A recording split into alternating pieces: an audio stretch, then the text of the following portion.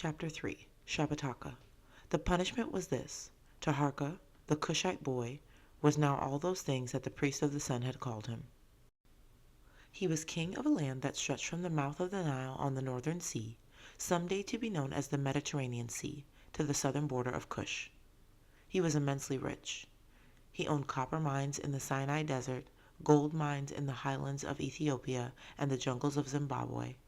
He owned every inch of farmland and forest land, every wild beast and every goat and sheep and cow. He also owned every man, woman, and child, and every fruit of their labor, for he was the God on earth. As the God, he had many duties. He must be up before the sun, and in his golden chair, carried by 4 porters around the walls of the great house, for if he were not there, the sun would not rise at all. He must be on his high stool before the sun was high to receive the gifts of foreign princes and tribal chiefs, which were then shut away somewhere where he would probably never see them again. There were the judgments, and this he hated most of all, for the sun priest had already decided them, and cruel as they might be, he was expected to pronounce them. After a while, he let the sun priest make the pronouncements himself. The sun priest raised no objections. And there were the taboos. Now that he was the god, so many things were forbidden him. He could eat no meat but the flesh of a calf or a goose, and only flat bread made without yeast. Only at certain hours of the day or at festivals was he allowed outside the walls of the great house, and then his head must be covered by the double crown and his feet must not touch the ground. The day of the crocodile hunt, the sun on his skin, the mud on his feet, began to seem like a wonderful, impossible dream. Taharka had become a prisoner who must not even dream of escape. For if any of the taboos were broken, he knew that disaster would come upon the people. The sun would not rise in the morning, the river would not rise, and all the land would dry up and wither away. He was very lonely. Those who spoke to him must kneel, their faces to the ground, for he was believed that the sight of Pharaoh's radiant face would strike a man blind. For that matter, not many people were allowed to speak to him at all. Of course, there was Shepnuset. Shepnuset, the untouchable Shepnuset. Little princess, high and mighty, the other children sneered, was now his betrothed wife. This was the law. If the wand had pointed to a beggar boy, that boy would have become the god, and he would have had to marry Shepnuset. This, at first, had seemed the strangest thing of all. At first he had hardly dared speak to her. What would he say? The first thing she said to him was, "Are you hungry?" And forgetting his shyness for a moment, he answered her, "I'm starving." She dumped a handful of dates into his lap. He wasn't sure if he was supposed to eat them, but he did. From then on, talking to Shepnuset was no more a problem than it had ever been. Shepnuset loved to talk about her lessons and how to get out of them, about the taboos and how to get around them, about food. Sometimes he thought he would have starved to death if it hadn't been for Shepnu. Sometimes she talked about the future. "I'll hate it," she said as they sat together by the pool in the courtyard. She had smuggled in some of the honey cakes made from the unleavened dough. She had wanted to bring in the forbidden ones, but Taharka hadn't dared to go that far. "Hate what?" said Taharka. "Everything about it," said Shepnu, "living in Egypt, being shut up all day in that temple in Thebes. I'll be like you then, Harry, only worse. They'll make me give oracles. You know what that means?" Taharka didn't answer. She had told him before. She told him again. "They'll make me breathe poppy smoke. I'll go out of my head and say stupid things, and they'll say it's the god Amun talking." "Well, won't it be?" said Taharka. To annoy her, he succeeded. "What a baby! They can make you believe anything." He laughed. Shepnu looked at him sideways. Her voice softened. "Besides, you won't be there." Taharka's heart quickened a little. He could not marry Shepnu till he was 16, but he often thought about it, and not just because his name would not be inscribed as king till that day came. He had decided that Shepnuset really was pretty, whatever the other children said. "Your aunt will probably live a long time," he said. "And even after they take you away, they'll have to let me visit you."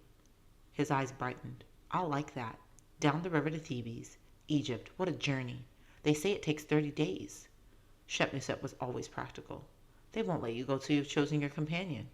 "Have you done it?" "Yes. It will be Shabataka." Shabataka, who should have been the god, who had listened while his father gave audiences and pronounced judgments, who knew all the rituals Taharka was learning so painfully. Shepnuset looked suddenly troubled. Why, wondered Taharka. The companion of the god was closest of all to the king. almost, in fact, his double. In recent years he had come to perform all those things that the priests had decided Pharaoh must not do. He led the armies to the front, and, when Pharaoh must journey to the north, he remained behind to perform all the duties of the god. Yes, it would be Shabataka. Shabataka the cleverest and most capable of them all. Shabataka who had stood so still, his face so unreadable on the day of the great mistake. Shabataka who should have been the god. About a week after the mistake, he had come into Taharka's presence, on his feet and smiling right into his brother's face. "No, no, my brother," Taharka had cried out, afraid for a moment that the handsome youth would be struck blind before his eyes. "What are you afraid of, Hari? You have broken the taboo. So have you, brother? Have you been punished?" Seeing that Shabataka's eyes were as bright and sharp as ever, Taharka's fears were calmed. He was not, after all, the baby Shepnu had always thought him. Besides, the gods knew who should be king and who should not. "I've been punished," he said. "They've put me in a cage." Shabataka looked around at the sandstone columns and the cedarwood stools and couches inlaid with gold, all the things that belonged to Taharka. This is a cage? Being the god is a punishment? All this and, in a little while, to choose all the wives you want and any wife you want? The priest will turn her into a princess for you? He's thinking of my mother, thought Taharka. Shabataka himself was the son of a real princess, a princess of the proud Somalis in Punt. But no one, not even Shabataka, would ever make him ashamed of his mother. He did not have to voice the royal frown that he leveled at his half-brother. But Shabataka began to make a habit of coming to the room with the lotus pool. He didn't say much at first, just sat there listening to what Taharka had to say, always watching. It made Taharka a little uncomfortable, as if his brother were listening for something behind his words, something that Taharka himself did not know was there. But after a while he seemed to relax, to forget whatever it was he was listening for. Sometimes he almost chuckled. "No, no, no. You don't obey the sun priest. He obeys you. And when old lady Memnet drops her comb in your presence, you don't go over and pick it up for her. She has a bad back. She shouldn't bend over. That's the doctor talking. You're not a doctor, brother. You're the god." For a moment the old shadow darkened his eyes. For some reason, in spite of the heat, Taharka felt a chill. Shabataka often told him he did not know how to be the god. The judgments, for instance. You should decide them, not the sun priest. I don't like to judge people. Who knows? There may be reasons for the things they do. Yes, you and the vizier. He's as soft as you are. I was taught differently. He stopped. Taharka knew what he had been about to say. It was strange, but they never seemed to mention their father. Something seemed to hold them back. But he had begun to take Shabataka's advice, about some things. The sun priest, for instance. There was the day the farmer was sentenced to lose a hand for striking the tax collector. "No," said Taharka. There was a buzz of surprise, and the sun priest looked annoyed, as if a fly had stung him. "The judgment has been given, great God." "I have not given it." It was as if his father, the god, had spoken. Not little Taharka, the son of the Bantu slave girl. For the first time in his life he felt a thrill of power. "The man says he has already paid his tribute. He says the agent was assessing him double.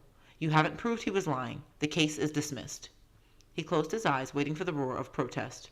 He would not have been surprised if they had simply ignored the interruption. But nothing happened. The man was hustled out of the hall, never looking back. He might have thanked me, thought Taharka. The scribes and officials bowed their heads in submission. Only a dark glint in the eyes of the sun priest offered a hint that something different was happening, that something had gone wrong. And that evening Shabataka said to him, "That's not what I meant. You said the judgment should come from me."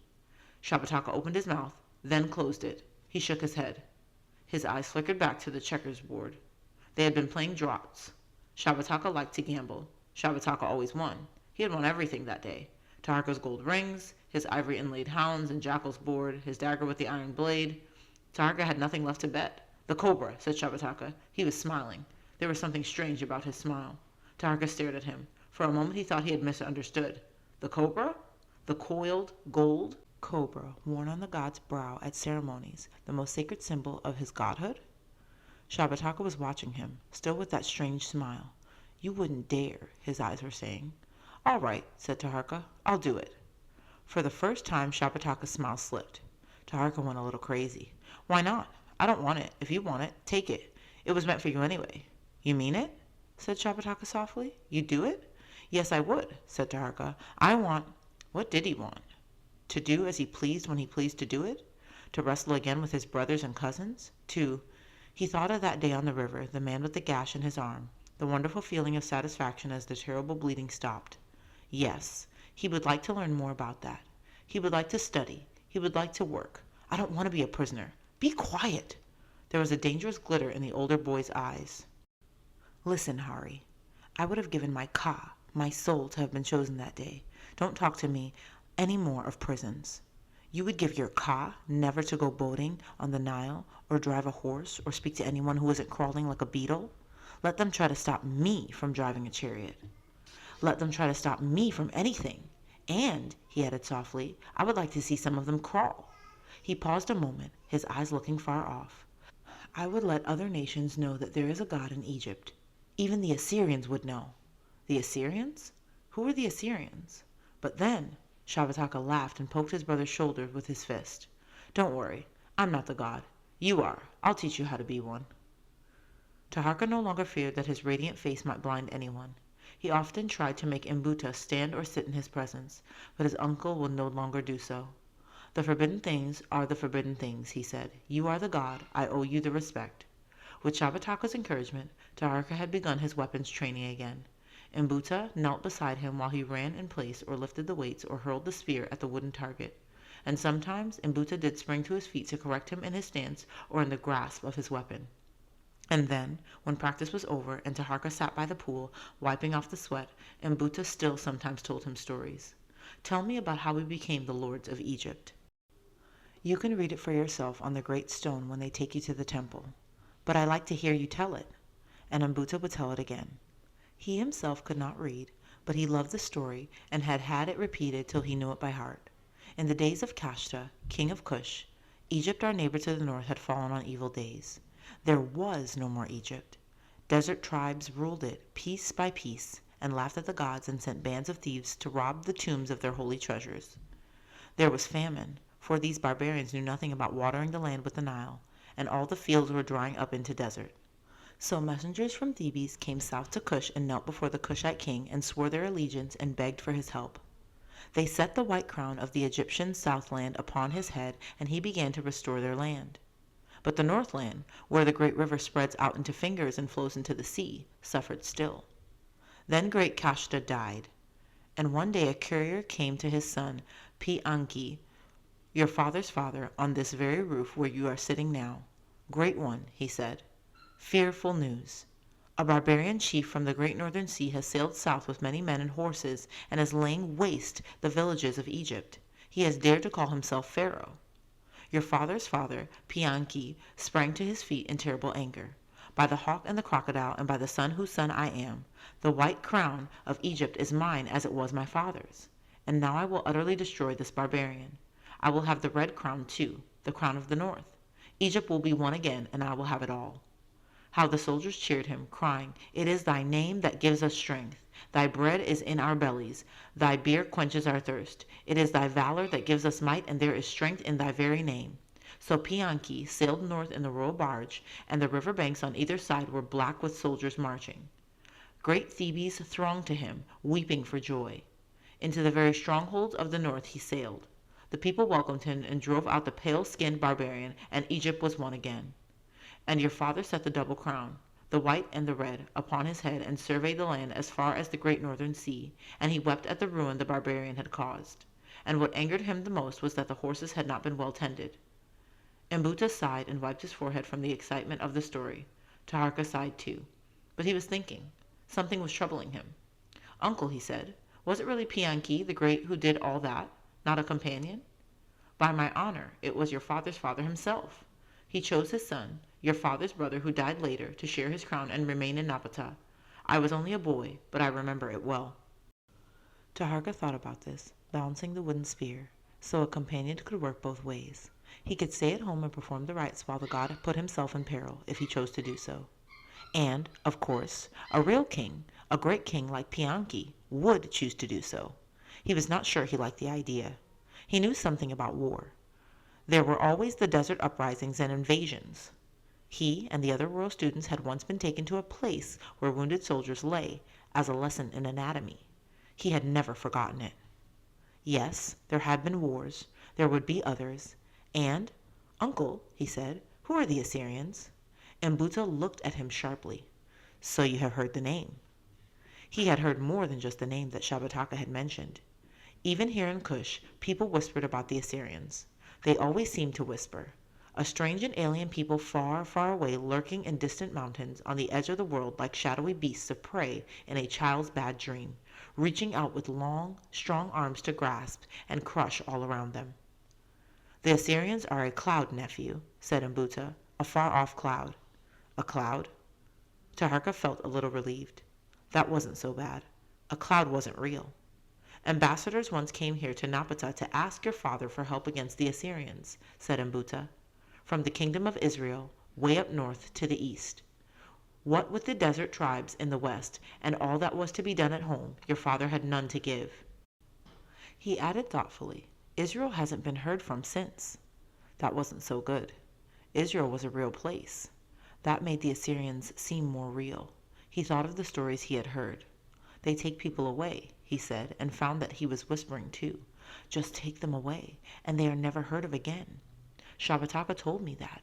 He was trying to frighten me, but he said that he thought it was a good idea. He said he thought they had a lot of good ideas." "I'm sure he did," said Mbuta grimly. "They take them away, all of them, with ropes around their necks. Like what happened to you and my mother." There was silence. Mbuta had often told him the story of what had happened to him and his little sister, Taharka's mother. It was a terrible story, how the soldiers of Kush had come to the market town on the far-off Zambesi River, how he, a young man, and his sister, a child, had been loaded onto one of their great sailing boats to be brought back up the coast to Punt and inland to Kush, he to be sold into the army, she to be sold into a wealthy family that would one day be brought to the attention of the god. But that story had had a happy ending. He wondered how many happy endings there were in the stories of people who had anything to do with the Assyrians. Shepnuset's aunt, the high priestess in Thebes, died sooner than was expected. She had to be replaced at once. Taharka, stunned, was faced with the loss of his closest, almost his only companion, and something more, though he wasn't quite sure what it was. Lately it had frightened him a little, but not since his mother's death had he felt such a sense of loss. Shepnuset, as always, tried to be brave. "After all, Hari, this means that you really will come to Thebes when you are 16. You'll have to. And you'll make the great journey, see all the sights. Only 4 years, Hari." She began to cry again, and Taharka said, 4 years. He couldn't see into that unimaginable future. Another blow followed soon. It was Mbuta's fault. Shabataka came to the room with the lotus pool while Taharka was exercising with his uncle. He came in as usual, boldly on his feet, and Mbuta forgot himself in his anger, ordering the haughty son of the god to his knees as if he had been an insolent servant. Shabataka's eyes flashed lightning. "Slave, filth from the jungle, you backwards Bantu, I am forbidden to soil my hands with you, but I will send a slave with your punishment." "Brother!" For the first time in his life, Taharka felt a terrible anger. "Mbuta is the uncle of the god. No one but the god will dare punish him. Do you think that you are the god?" For a moment the lightning flashed upon Taharka himself.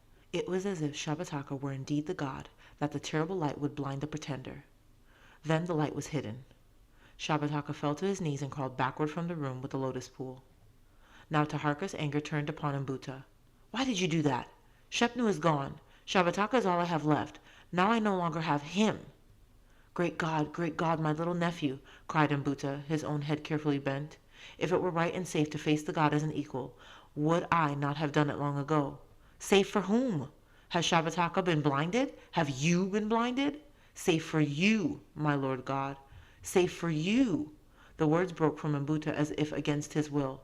"The great God is the great God because he is the great God. What will become of him when he is no longer feared?" Taharka slumped on the stone seat. "This child of the gods, Shabataka," said Mbuta softly. "This son of a Somali princess, he does not fear anything. Make him fear you, nephew. Make him fear you if what? If you want to go on being alive." For a moment, Taharka remembered the shadow in Shabataka's eyes. He put it out of his mind. Shabataka was his brother. Shabataka no longer came to the room with the lotus pool, and whenever Taharka passed him by, he was down on the floor in an instant. Taharka could no longer see what was in his eyes.